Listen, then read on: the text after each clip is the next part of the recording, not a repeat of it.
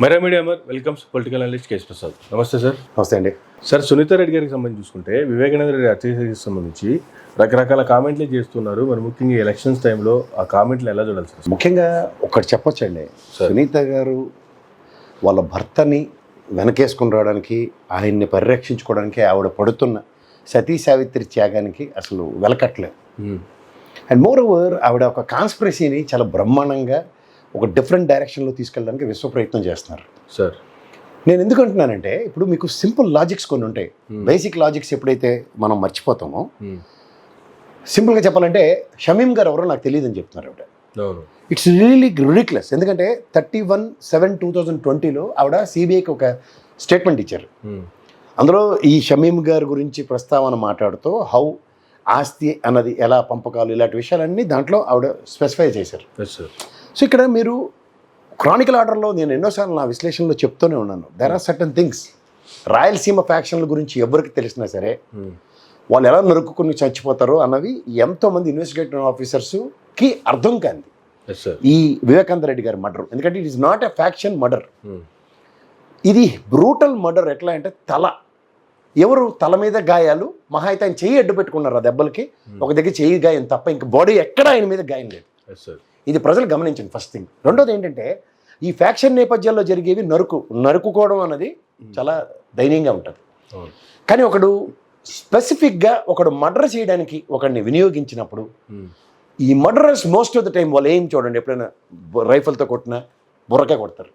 And తర్వాత వాళ్ళు బలమైన ఆయుధాలతో తల పగల కొట్టడమే వాళ్ళు ఏం చేస్తారు. ఎందుకంటే తల అనేది చాలా సెన్సిటివ్గా, తగిలితే చచ్చిపోతారు. మిగిలిన దగ్గర ఎక్కడైనా ఒక ఛాన్స్ ఉంటుంది. అందుకని ఎప్పుడైనా సరే ఒక స్పెసిఫైడ్ మర్డర్ టాస్క్ తీసుకున్నాడు, వాడు చేసే పని ఏదైతే ఉంటుందో అది వివేకానంద రెడ్డి గారు ఒకడిని బ్రూటల్ మర్డర్ చేశారు. ఇందులో సెకండ్ క్రిటికాలిటీ ఒకటి ఉంది సార్. ఈ ఓవర్ యాక్షన్ బ్యాచ్ కొంతమంది ఉన్నారు. ఎవడు ఈ గంగిరెడ్డి, ఉమాశంకర్ రెడ్డి, ఈ దస్తగిరి గాడు, సునీల్ గాడు, వీళ్ళందరినీ వీళ్ళు జస్ట్ పక్క తప్పించండి.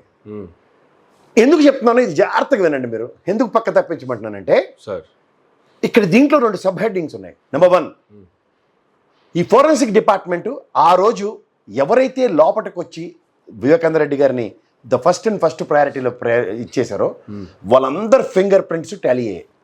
ఓకే, ఒక 5వ వ్యక్తి ఎవడైతే ఉన్నాడో వాడి ఫింగర్ ప్రింట్ ఇప్పటికి కూడా టాలీ కాలే.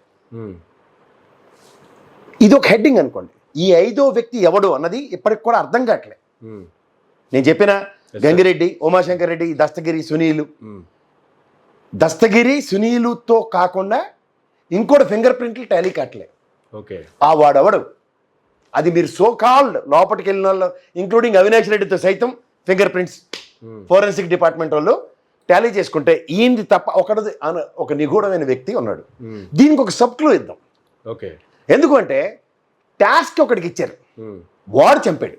ఓకే, వాడు కాకుండా ఓవర్ యాక్షన్ చేస్తున్న ఈ దస్తగిరి గారు ఎప్పుడైతే ఎస్టాబ్లిష్ అవుతున్నాడో వీడి చుట్టూ పరిభ్రమిస్తుంది. ఇప్పుడు వీడే చంపాడట, వీడు ఎప్పుడో రేడట, ఈ టాగుణింతాల్లో ఈ చెత్తాచెదరంలో సునీతమ్మ. కానీ ఇందులో ఒక రాజశేఖర్ రెడ్డి ఒక డిఫరెంట్ కోణం ఉంది సార్. ఎందుకు అంటే హీఈస్ క్వైట్ సర్ప్రైజ్డ్.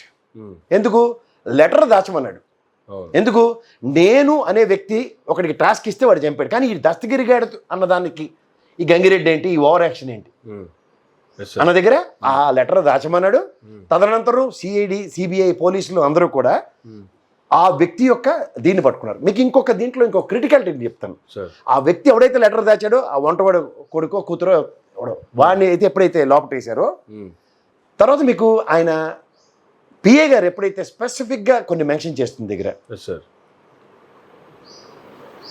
దీనికన్నా పక్కదారి పట్టి ఇంకొక విషయం మీకు చెప్తా సార్. అరౌండ్ 7:30-7:35 టైప్లో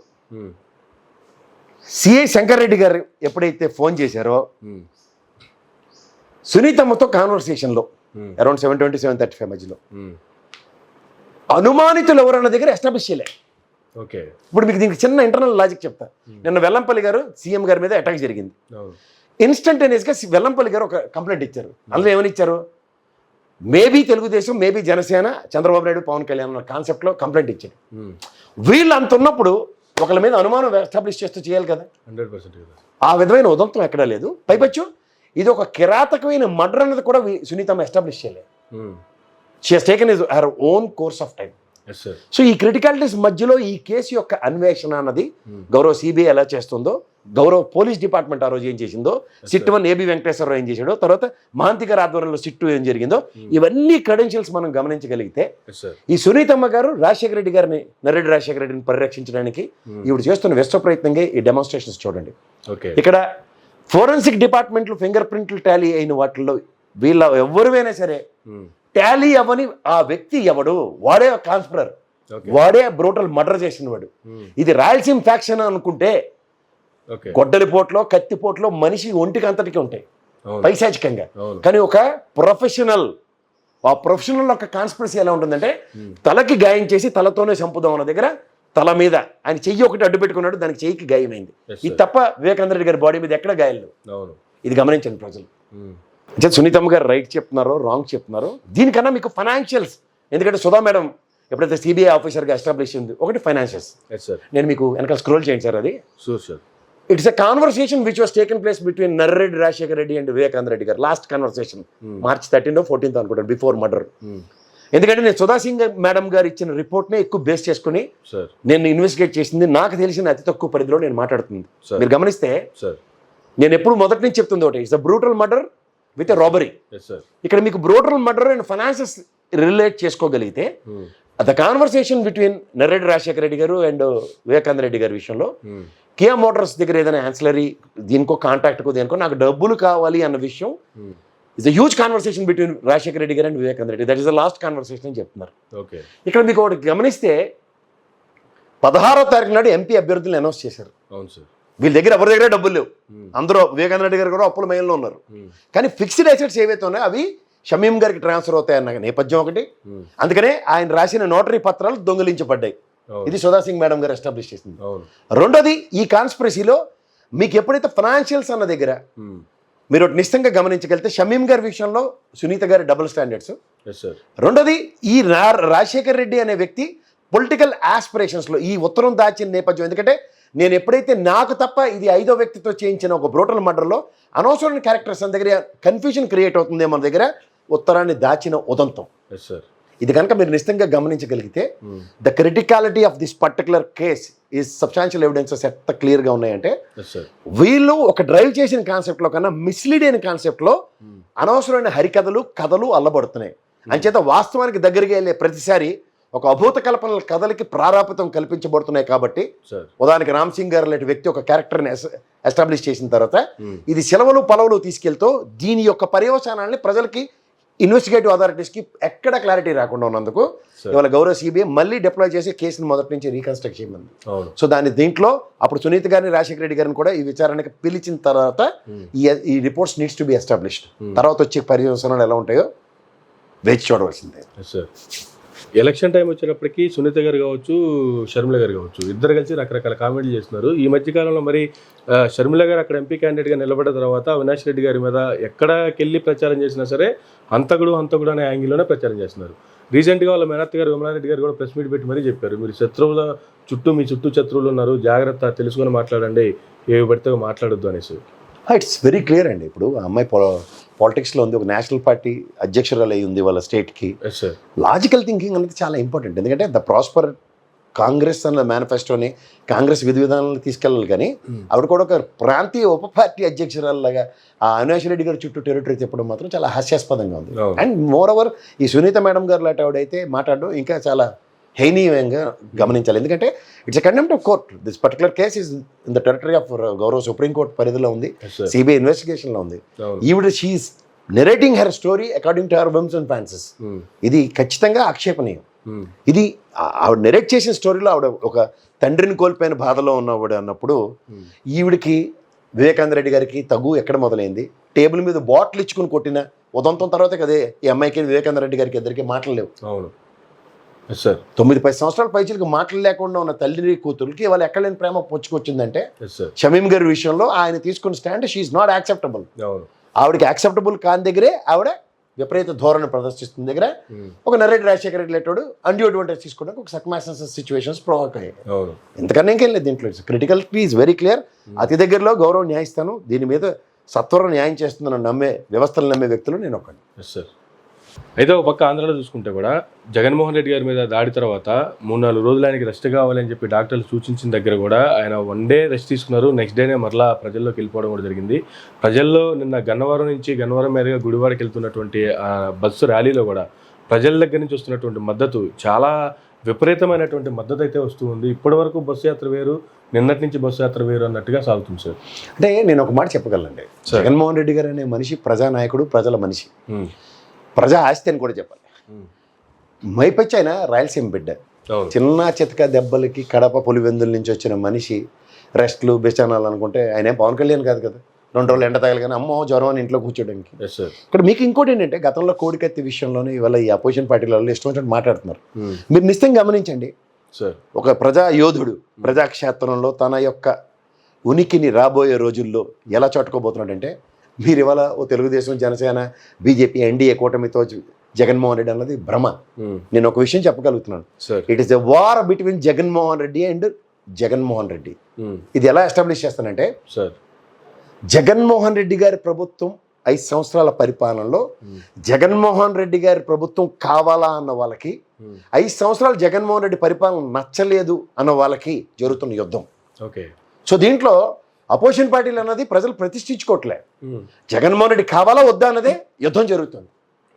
కావాలనుకున్న వాళ్ళు 50% పై ఉన్న దగ్గర, అక్కర్లేదనుకున్న వాళ్ళు ఎంతమంది ఉన్నారంటే, గత ఎలక్షన్స్ మనం నేపథ్యం చూసుకుంటే దగ్గర 51% జగన్మోహన్ రెడ్డి గారికి వచ్చింది, 49% అపోజిషన్ పార్టీలు అందరికి కలుపుకొని వచ్చాయి. 51% ప్రజలు మళ్ళీ పునఃప్రతిష్ఠించుకుంటే జగన్మోహన్ రెడ్డి గారి ప్రభుత్వం. ఇది కావాలన్న వాళ్ళు, అక్కర్లేదన్న వాళ్ళు 49 దగ్గర 51%ని ఎంతమందిని యాడ్ చేసుకోగలిగారు. మీరు రెండో బస్సు యాత్ర యొక్క సారాంశంలో జగన్మోహన్ రెడ్డి గారి ప్రభుత్వం మీద వ్యతిరేకత ఉన్నది ఎవరికంటే వాళ్ళకి వాళ్ళని సమన్వయించుకొని వాళ్ళని హక్కుని చేర్చుకోవడానికి నిన్నటితో ఆయన దెబ్బ తదనంతర పరిణామాల్లో జగన్మోహన్ రెడ్డి గారి కాకుండా వీళ్ళు అవతల వాళ్ళని ఎవరైనా ఊహించుకుంటే వచ్చే కాన్సిక్వెన్సెస్ ఏంటో వాళ్ళకి క్రిస్టల్ క్లియర్గా తెలుసు. ఎందుకంటే వీళ్ళతో ఏం కాదన్న విషయం అర్థమైపోయింది.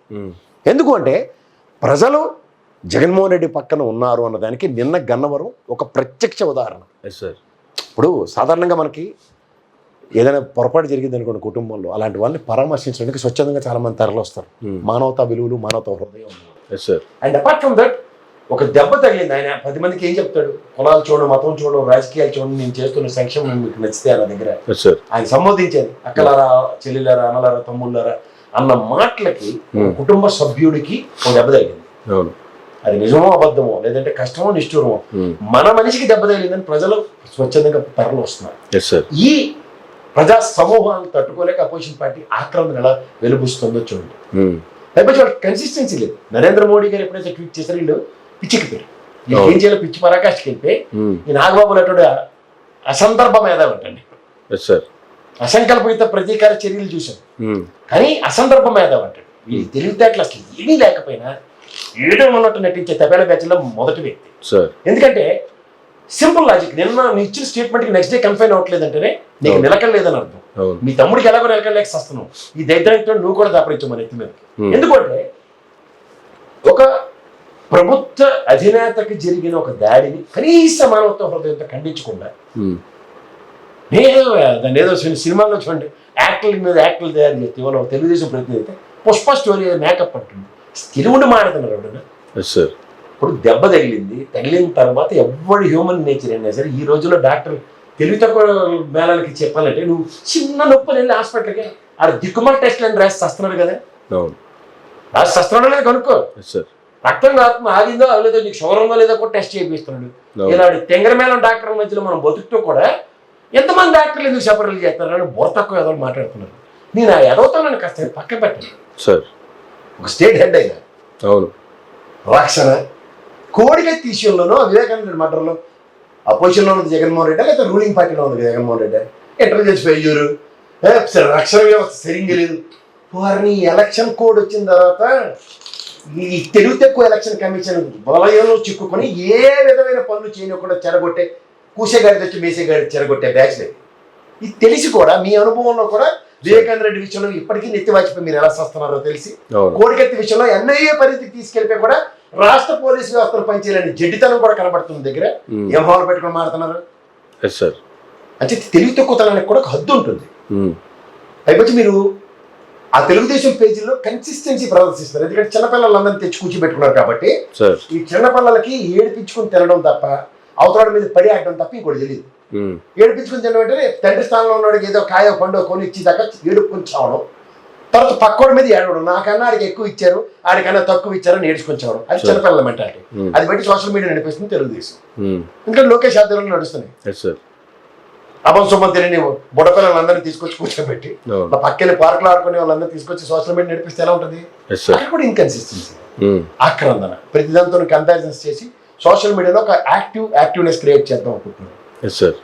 ప్రొయాక్టివ్నెస్ ఆఫ్ ద సెన్సిబిలిటీ అన్న దాని మీద చూసుకుంటే, సెన్సిబిలిటీ ఏంటి? ఒక జరిగిన ఉదంతాన్ని ఖండించలేకపోతే నీకనే జరగచ్చు. అంతేగా, ఆల్రెడీ మాకు జరిగినాయని చెప్పి ఒక పక్క పవన్ కళ్యాణ్, ఒక పక్క చంద్రబాబు. పవన్ కళ్యాణ్ గారి అబద్ధాలకి నా ఓపిక లేదు. నోరెప్పితే అబద్ధాలకి, ఆడపిల్లగా పుట్టవలసిన వాడికి అంజనీదేవంకి మగపిల్లగా పుడితే నోరెప్పటి వచ్చివన్నీ అబద్ధాలే. ఒకసారి లేడంటాడు, ఒకసారి రాలంటాడు. అలా ఏంటంటే కడప నుంచి మోకలు వచ్చిన వాళ్ళు అంటే వాళ్ళు అనుకుంటారు, గమ్మని తోలు తీసిపోతారు వాళ్ళు కడపాలంటే. అలాంటి ఏం చేయను, ఎవడో వచ్చి మొలక రాయించాడు, ఈ మొలక రాయించాడు, ఏం చేశారు? వేసాడు, ఏస్తే ఏడేస్తాడు. ఏం చేస్తుంది? ముఖ్యమంత్రికి రాయిస్తేనే వాడు దిక్కు దివ్వలేదు. నువ్వు వాడు శతకోట్లేంగా బోర్డేంగా ఏమవుతుంది నీకు? అంతే. అక్కడ డీజీపీ చెప్పాడు కదా చంద్రబాబు నాయుడు మీద రాస్తే ఆవేశాలు కావేశాలు, అలాగే ఎడుతున్నాం మనం. ఏం చేయాలి? ఈ దాడికి ముందు చంద్రబాబు నాయుడు గారు ఆయన డైలాగులతో ప్రేరేపించినటువంటి విధానం, దాడి తర్వాత కూడా నిన్న ఆయన కామెంట్లు చేస్తున్నారు. సార్, గాజు గ్లాసులు ఉన్నాయి కదా, అందరు చేతిలో పట్టుకుని కూర్చోండి, ఎవడొచ్చినా సరే వేసేయండి అని చెప్తున్నారు. ఫ్రస్ట్రేషన్. F2 సినిమాలో ముసలుడికి ఉంటాడు చూడండి, అంతేగా ఫ్రస్ట్రేషన్ ఏంటుంటుందో వాడు ఇంకా శాంతమూర్తి అయ్యాడు. ఈ ఫ్రస్ట్రేషన్ ఫేజ్ 1లో ఏమవుతుందంటే చంద్రబాబు నాయుడు ముందు భావావేశాలకు విపరీతంగా ఊరే, తర్వాత F2 సినిమాలో ముసలుడిలాగా అంతేగా అనుకుని కూర్చోవడం మొదలవుతుంది. అంటే ముందు ఈ ఫస్ట్ స్టేజ్ ఆఫ్ ఫ్రస్ట్రేషన్ ఎలా ఉంటుందంటే చంద్రబాబు నాయుడు గారు భావావేశంలాగా ఉంటుంది. ఎందుకంటే ఆయన చాలా శాంతమూర్తిగా బ్రహ్మాండమైన భాషతో మాట్లాడి ఆయన సడన్ గా పీక్స్ పరాకాష్కి వెళ్ళిపోయి ఫ్రస్ట్రేషన్ ఎక్కువైపోయింది. నెక్స్ట్ స్టేజ్ ఏంటంటే అంతేగా శాంతమూర్తి అవుతాడు. అప్పటిదాకా ఓపీ పట్టు వస్తుంది. నేను జగన్మోహన్ రెడ్డి గారు కూడా ఒక రాయేసినంత మాత్రాన, ఒక దాడి చేసినంత మాత్రాన ఆగిపోద్ది అనుకుంటున్నారా? ఈసారి మళ్ళా 2 నెలల తర్వాత మళ్ళీ ముఖ్యమంత్రి వస్తా, ఈసారి ఇంతకంటే ఎక్కువ చేస్తా. మీ బిడ్డ మీద ఇంతమంది దాడి చేస్తా ఉన్నారు, అయినా మీ బిడ్డ అదరుడు, అయినా మీ బిడ్డ బెదరుడు. కారణం, ప్రజలనే శ్రీకృష్ణుడి అండ ఉన్న అర్జునుడు మీ బిడ్డ. చేసిన మంచి మీద ఆ దేవుడి మీద నమ్మకం ఉంది కాబట్టి అర్జునుడి మీద ఒక బాణం వేసినంత మాత్రాన కురుక్షేత్ర సమరంలో, కురుక్షేత్ర యుద్ధాన్ని కౌరవులు గెలిచినట్టు కాదు. ఒక బాణం వేసినంత మాత్రాన, జగన్ మీద ఒక రాయి విసిరినంత మాత్రాన, జగన్ మీద ఒక రాయి విసిరినంత మాత్రాన జరగబోయే ఎన్నికల కురుక్షేత్రంలో ఆ దుష్ట చతుష్టయం ఓటమిని, ఆ పెత్తందారుల ఓటమిని, మన పేదల ప్రభుత్వం గెలుపును ఎవ్వరూ ఆపలేరు. ఇలాంటి దాడుల వల్ల నా సంకల్పం చెక్కు చెదరదు. పైగా ఈ స్థాయికి వీరు దిగజారారు అని అంటే దాని అర్థం ఏమిటి? ఈ స్థాయికి వారు దిగజారారు అని అంటే దాని అర్థం ఏమిటి? విజయానికి మనం అంత చేరువుగా ఉన్నామని, విజయానికి వాళ్ళంత దూరంగా ఉన్నారనే కదా దాని అర్థము.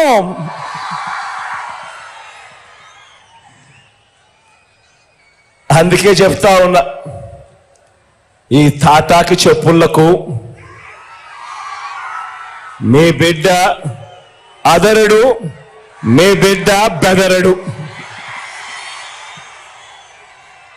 మీకు సేవ చేయాలన్న నా సంకల్పం మరింత పెరుగుతుందే తప్ప ఏ కొంచెం కూడా వెనుకడుగు వేసే ప్రసక్తే లేదు. నా నుదుటి మీద వారు చేసిన గాయం నా నుదుటి మీద వారు చేసిన గాయం దేవుడి దయతో అది ఇక్కడ తగలలేదు, అది ఇక్కడ తగలలేదు. అంటే దాని అర్థం దేవుడు మీ బిడ్డ విషయంలో ఇంకా పెద్ద స్క్రిప్టే రాశాడు అని చెప్పి దాని అర్థం.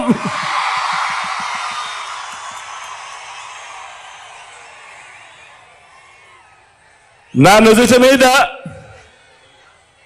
వారు చేసిన గాయం బహుశా 10 రోజుల్లో తగ్గిపోతుందేమో, కానీ పేదల ప్రయోజనాలకు చంద్రబాబు చేసిన గాయాలు, ఆయన పాలనలో ఆయన చేసిన గాయాలు, ఆ రైతులకైతేనేమి, ఆ అక్క చెల్లెమ్మలకైతేనేమి, ఆ నిరుద్యోగులకైతేనేమి, ఆ సామాజిక వర్గాలకైతేనేమి, ఆ చంద్రబాబు మోసాలతో అతలాకుతలమైన ఆ పేదల బ్రతుకులు, చంద్రబాబు చేసిన మోసాలను, చంద్రబాబు చేసిన గాయాలను ఆ పేదలు ఎన్నడూ కూడా మర్చిపోయే ప్రసక్తే ఉండదు అని ఈ సందర్భంగా చెప్తా ఉన్నాడు. ఈ చిన్నపిల్లలు అందరూ ఉన్నారు, ఈ పవన్ కళ్యాణ్, నెక్స్ట్ ఈ లోకేష్, ఇలాంటి వాళ్ళు అందరికి ఇంక్లూడింగ్ పెద్దలకు కూడా సార్ లతలు సినిమా ఒకటి ఉంటుంది సార్. Yes, sir. విక్రమార్కాలు తిరుగుతారు కాబట్టి సినిమా ఒకసారి చూసుకోమనండి. అందులో తనిఖీల బారిన డైలాగ్ ఒకటి ఉంటుంది, దెబ్బ తిన పుల్లెట చాలా శాంతంగా ఉండి తర్వాత చేసి అటాక్. సార్ నేను విశ్లేషణ కూడా చెప్పిన, ఎంత కోడికైతే ఎట్టి పొడిస్తేనే అక్కడ ఎక్కడ పొడిచారో అందరూ మీరు అబద్ధాలు చెప్తున్నారు దానికి ప్రజా ప్రతిస్పందన 151 ఇచ్చారు. Yes sir. ప్రజలందరూ ముందు బెట్టించుకుని కొడితే ఆయనకి, అవును, నాకైతే 170 ఏమో డౌట్. తర్వాత పరిస్థితి ఆలోచించుకోమాలండి. ఒక్కటి మాత్రం నేను చెప్పగలను, ఇది జగన్మోహన్ రెడ్డి గారి ప్రభుత్వం అన్నది కనుక వస్తే అపోజిషన్ పార్టీ అందరూ పక్కనే గోళీలు ఆడుకోవాల్సిందే. ఎందుకంటే పీపుల్స్ వెరిడిక్ట్ మ్యాండేట్ ఎలా ఉంటుందంటే, ఫర్ ఇన్స్టెంట్ ఇంక 120, 130 స్థానాలన్నీ ఇప్పుడు సర్వేలన్నీ గాబరా పెడుతున్నాయి. ఈ మిగిలిన గెలిపించుకుని ఏం చేయాలి మనం? వెళ్తే ఏం కాదు, అసెంబ్లీలు వాకౌట్లు. First of all Chandrababu Naidu అనే వ్యక్తే నేను ముఖ్యమంత్రి కానీ లోపలికి వస్తున్నాడు, జైలు మమ్మల్ని. మన ఆవిడైతే కష్టపడి మనోడ కష్టంకి అయితే ముఖ్యమంత్రి వేసి ఏం కనపడుతున్నాయి. ఈ పవన్ కళ్యాణ్ అయితే దిగజారిపోయి ముష్టట్టుకుంటుంది ఏకంగా. వెళ్తే ఏం కాదన్న విషయం ప్రజలకు అర్థమైంది అనుకోండి, ఏం చేస్తారు? What is the next deciding factor? మిగిలిన కూడా వెలగేస్తారు. అలాంటి సెన్సిటివిటీని ప్రజాక్షేత్రంలో, ప్రజాస్వామ్యంలో ఈ రోజు దాకా నేను ఏం చేశాను అన్నది చెప్పుకోలేని నిస్సాయ స్థితి 3 పార్టీలకు ఉన్నాయి ఇక్కడ. ఆ 3 కూటమి కింద, ఎన్డీఏ కింద వచ్చాయి. ఆ 3 వెసెస్ జగన్మోహన్ రెడ్డి అని దగ్గర నేనేం చేశాను 5 సంవత్సరాలు, ఇది నేను చేశాను వేస్తే నాకు ఓటు అంటుంది. వీళ్ళు 42 ఏళ్ళ పార్టీ కట్టారు, 14 ఏళ్ళ ముఖ్యమంత్రి, ఎంతసేపు సైబరాబాద్ దేనే కట్టాను, ఎవడో కట్టిన దానికి చూడండి, ఇది అడాప్టింగ్ హిమ్సెల్ఫ్. నువ్వు నీ ప్రస్థానం ఏంద్ర భయ అంటే హైటెక్ సిటీ కట్టినావు, ఐఎస్బి తీసుకొచ్చినావు, అంతే. నెక్స్ట్ టెరిటరీ అంతా బియాండ్ టెరిటరీ. మైక్రోసాఫ్ట్ తర్వాత ఎస్టాబ్లిష్ అయిన హైదరాబాద్ అంతా మిగిలిన వాళ్ళని లక్షలు చెప్పారు. 20 సంవత్సరాల ప్రస్తుతంలో తెలుగుదేశం ప్రస్థానం లేదు. మీరు నిజంగా అంత తోపు తురుముకాలైతే సైబరాబాద్ అండ్ ఇక్కడ ఈ రాజకోట పరిసర ప్రాంతాలు అండ్ గ్రేటర్ హైదరాబాద్ మొత్తం అండ్ హైదరాబాద్ అండ్ సికింద్రాబాద్ లో తెలుగుదేశానికి అసలు ఎవడు మొగటలేని మహారాజుల్లాగా ఉండాలి. అంతేగా కోకటపల్లి, లింగంపల్లి ఇవన్నీ ఏడనే కుస్తీకరిస్తారు రైలు చూడు. నిలబడ్డాకే దమ్ము తెరలేదు. అంటే ఇలా ప్రెజెన్స్ మేక్ సెన్స్ అన్న దగ్గర presence has made already death. So non existing creatures overall sound చేస్తే డబ్బాలో గులకరాలుగా పరిగణించాలి. ఈ డబ్బాల్లో ఉన్న గులకరాలకి సౌండ్ ఎక్కువ, కానీ దాని సౌండ్ ఏ రిథమిక్ సూట్ కాదు. సో వాళ్ళ దగ్గర అనవసరంగా భావావేశాలకు గురవుతున్న పెద్దవాళ్ళకి సముచిత స్థానం రెస్ట్ తీసుకోవాలి. అందుకని ఈ దాడి తర్వాత జగన్మోహన్ రెడ్డి గారికి ఇంకా విపరీతమైనటువంటి ప్రజాదరణ కావచ్చు. మీరు అన్నట్టు 175 అంటే చాలా ఈజీ టాస్క్ అంటారా? సింపుల్ అండి. ఇప్పుడు వెల్లంపల్లి గారి దగ్గర లేకపోతే గన్నవరం వీటి దగ్గర అందరూ ఏది పడితే అది మాట్లాడుతున్నారు. మూమెంటం ఎక్కడి నుంచి ఎక్కడికి వస్తుంది చూడండి. ఒక టర్న్అవుట్ అంటారు ఎప్పుడైనా సరే. ఇప్పుడు ఏ నెగిటివ్ అంటే వెల్లంపల్లి గారికి కొంచెం కష్టం అట, ఇక్కడ విష్ణు గారి బదులు వెల్లంపల్లి, అక్కడ సామాజిక వర్గాలు ఈక్వేషన్ నాలుగు విశ్లేషిస్తున్నాం. But the momentum by the time persons presence తో what sort of difference is making అన్నది చూడండి. అదేంటి, జగన్మోహన్ రెడ్డి గారు అనే వ్యక్తి అక్కడ ప్రతిష్ఠిస్తే వెల్లంపల్లి గారు వెనకాల జగన్మోహన్ రెడ్డి ఉన్నాడు అన్న దగ్గర అక్కడి నుంచి సింగ్ జంక్షన్ దగ్గర నుంచి పరివర్తన ఎలా చెందుతుందో చూడండి. గన్నవరం ఈ పార్టీ మారేట ఆ పార్టీకి వచ్చేట్టే అనగానే ప్రజలు జగన్మోహన్ రెడ్డి గారి పట్ల ఉన్నప్పుడు వంశీ ఎవరు, నేనెవరు, మీరు అంతేగా. వైఎస్ జగన్మోహన్ రెడ్డి అండ్ వైఎస్ఆర్సీపీ అనేది ప్రతిష్ఠించబడుతుంది. మీరు మీకు సింపుల్ లాజిక్ చెప్పను, ఎంత జనంలో బస్సు యాత్ర చేస్తుంటూ సభలు పెడుతున్నాడు, తెలుగుదేశం వాళ్ళు అలాంటి వేడి చెప్పండి. వీళ్ళకి సందులు గొంతులు అలా ఉంటారు. ఒకటి పెట్లాచార్య బ్యాచ్, ఈ 3 సందులు జనాలు చూపించి డ్రోన్ తీపిస్తే చిన్న ప్రజాదరణ చూపించవచ్చు. తీసి కొడితే 10,000 లోపలే ఉంటారు. అవును సార్. అంతమంది 50,000, 15,000, 20,000 మంది గ్యాదరింగ్ కన్నా. అవును. సో అట్లాంటి ప్రపోర్షన్ డిస్ప్రపోర్షన్స్ దగ్గర సస్టైన్ అవుతూ అవును they can. Yes sir. That itself is an answer. Thank you sir, thank you very much అండి. ఇదండి ఇలాంటి ఇంటర్వ్యూ. మరొక ఇంటర్వ్యూలో మళ్ళీ కలుద్దాం. చూస్తూనే ఉండండి మెరా మీడియా.